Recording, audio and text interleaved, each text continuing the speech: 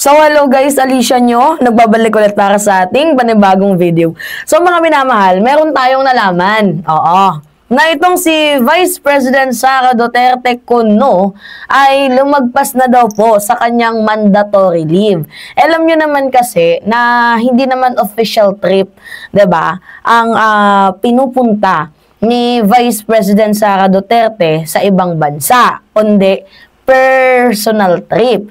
So ngayon, syempre, Vice President ka, 'di ba, ng bansang Pilipinas. Supposedly, you are working for the country, 'di ba?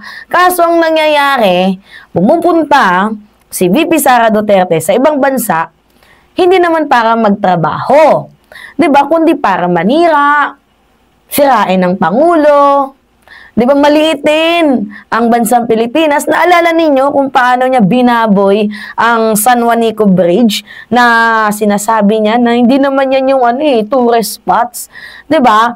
So ngayon, pag sinabi kasi nga mandatory leave, I mean, parang may sakit ka, 'di ba? Or nanganak ka.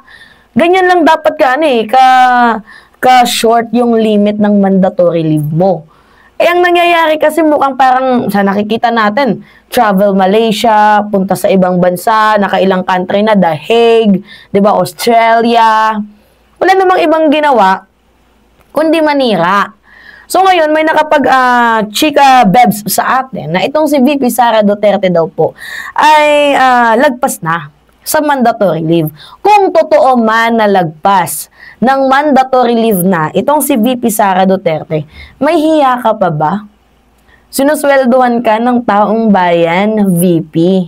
Pakatandaan mo, sinusweldohan ka naming mga taxpayer na supposedly dapat naglilingkod ka sa mamamayang Pilipino. Ano yung ginagawa mo? Or else, kasi meron din tayong nabalitaan. Totoo ba, mga minamahal? Ito nabalitaan lang din natin to coming from our A1 sources. Totoo ba na nag-a-apply ka na rin daw patago ng asylum sa ibang bansa?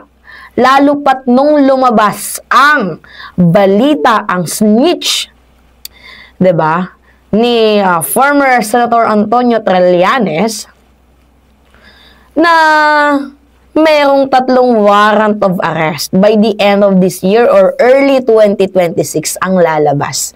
So ngayon, ang masasabi ko lang, flight is guilt. Totoo ba na nag-a-apply na ng political asylum itong si VP Sara Duterte? Kasi mga minamahal, alam nyo naman 'di ba yung issue na nung 2011, simula nung tayo ay naging miyembro ng International Criminal Court, so lahat yan may investigation. So during that time, si VP Sara is mayor ng Davao. At ang pinakamalakas natin dyan na ebidensya, dyan sa Davao Death Squad na yun, walang iba kundi si Arturo Las Cañas at Edgar Matobato. Nung naging presidente na itong si Digong, di ba? Ang Davao Death Squad, naging general na. Paano naging general? Ginawang tokhang all over the country. So ngayon, ang akala ata ni VP Sara ay ligtas na siya, 'di ba? Diyan sa paghahagilap ng mga case against sa kanya. Kaso may nagsalita, may buhay, na hanggang ngayon, kita pa sa kanilang mata at witness sila diyan sa International Criminal Court. Nandiyan, nasa kustodiyan ng ICC. Kasi baka mamaya pag dito sa Pilipinas, matigi-bumbum sila, 'di ba? So, nasa pangangalaga ng ICC yung kanyang mga tawag dito, aminado na gunman ni VP Sara. Alright, so anyway, going back dito sa ating topic, mga minamahal, dito lang muna tayo sa mandatory leave. And later on, we're gonna talk about political asylum, kung totoo man.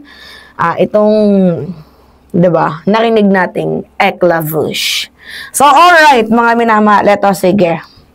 Panoodin natin to. Totoo nga ba na lagpas sa mandatory leave? Or baka wala pang official record ang Malacanang kung lagpas na or lumagpas na sa mandatory leave itong si VP Sara. Alright, sige, panoodin natin. Iisyuhan pa rin ng travel authority si Vice President Sara Duterte kung muli siyang babiyahe palabas ng bansa, ayon kay Palace Press Officer Yusek Claire Castro. Kasunod ito ng pahayag ng Vice Presidente na gumagawa umano ng kwento ang Malacanang ukol sa kanyang mga biyahe. Giit ni Castro, kung hindi siya bibigyan ng travel authority, maaaring sabihing nilalabag ang kanyang freedom of movement. Hindi rin masabi ng palasyo kung lumampas na si VP Sara sa kanyang mandatory leave, ngunit nasa kanya pa rin ang desisyon kung nais niyang bumiyahe muli. Siguro hindi naman masamang maging responsable sa pagsasalita.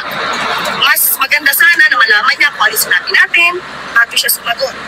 Although sinabi naman niya sa kanyang panayam na wala siyang nakita or natinig kung ano sinabi natin, but still, nagtindak kasi siya ng negatibo sa Office of the President at sabi gumagawa kami ng kwento. Definitely, wala tayong binanggit na siya nag-travel sa Kuwait. At tatandaan natin, tayo ay natanong lamang noon kung Sabado bago tayo pumunta ng India. Ay, nako, may ads pa. Sensya na, di tayo naka-premium sa account na to eh. Ay, tapos na pala. Alright, mga minamahal. Well, di ka naman pinagbabawalan ng Malacanang, pero matuto ka namang mahiya. Kung lagpas ka na sa mandatory leave mo, iwasan mo na yung kakatravel, lalo pat di ka naman nagtatrabaho sa ibang bansa. Okay sana kung nakikita namin na nagtatrabaho ka. Ang punto dito, pumupunta ng ibang bansa, nagsasagawa ng meet and greet, tapos rally, tapos paninira. Di ba ganyan? Ang trabaho na ginagawa ng ating Vice Presidente. Kaya sino hindi magagalit? Kaya sino hindi mapipikon? Diba na instead sana na tumutulong ka sa bansang Pilipinas dahil ang daming problema. Diba? Anong ginagawa mo? Mas inuna mo pang maglamyerda. Diba? Mas inuna mo pang lakarin ang kaso ng ama mo. Meron ka nang defense team niyan, diba? Diyan, diba? Para ipagtanggulit ng si former President Duterte. Oh, meron ka naman palang tawag dito, defense team, binabayaran ninyo eh. Bakit ikaw pa yung kailangang maglakad-lakad dyan? Diba, mga minamahal? At hindi niyan papayagan si Digong na makabalik dito sa Pilipinas. Dahil unang-una, wala na tayo, hindi na tayo miyembro ng International Criminal Court. Meron tawag dyan eh, yung request ni Kaufman. I forgot. Comment nyo na lang sa section, comment nyo na lang sa comment section below, mga minamahal. Yung pwede sana siyang payagan, pero ang problema kasi, umalis din tayo sa ICC. So, pwede siyang kupkupin ng mga karatig bansa na miyembro ng ICC, pero hindi na yung bansang Pilipinas. So, kasalanan din yan ni Digong, diba? So, anyway, mga minamahal, naku po, sana matutong mahiya itong si Sara, no? Yun lang, hinihingi natin, matutong mahiya. Alright, it's me again, Alicia nyo mga minamahal, nagbabalik muli para sa ating panibagong video. Maraming salamat at ingat mga kababayan.